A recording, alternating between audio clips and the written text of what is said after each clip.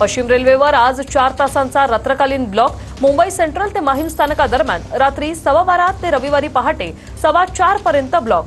सांताक्रूज आणि चर्चगेट दरम्यान जलद मार्गावरील गाड्या धीम्या मार्गावरून जाणार आहेत, तर रविवारी दिवसा पश्चिम रेल्वेवर ब्लॉक नसणारे रेल्वे प्रशासनाकडून स्पष्ट करण्यात आलंय.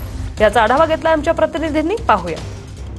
पश्चिम रेल्वेच्या मुंबई सेंट्रल आणि माहीम स्थानकादरम्यान आज मध्यरात्री 12 वाजल्यापासून मेगा ब्लॉक घेण्यात येणार आहे. आपण बघू शकता की मी आता पश्चिम रेल्वेच्या ब्रिजवरती उभा आहे. आपण जर बघितलात तर या ठिकाणी रेल्वे मार्ग, सिग्नल प्रणाली आणि ओव्हरहेड उपकरणाच्या देखभालीसाठी हा आज मध्यरात्री 00:15 ते 4:15 या वेळेत 4 तासाचा जम्बो मेगा ब्लॉक घेण्यात येणार आहे. आणि याची माहिती जी आहे ती ही सर्व रेल्वे स्थानकावरच्या व्यवस्थापकाकडे देण्यात आलेली असल्याचं सुद्धा सांगण्यात आलेलं आहे. त्यामुळं एकंदरीतच रेल्वे प्रवाशांनी सुद्धा या वेळेमध्ये प्रवास करत असताना काळजी घ्यावी आणि आवश्यक असेल तरच आपण घराबाहेर पडावं असं आवाहन सुद्धा करण्यात आलेलं आहे.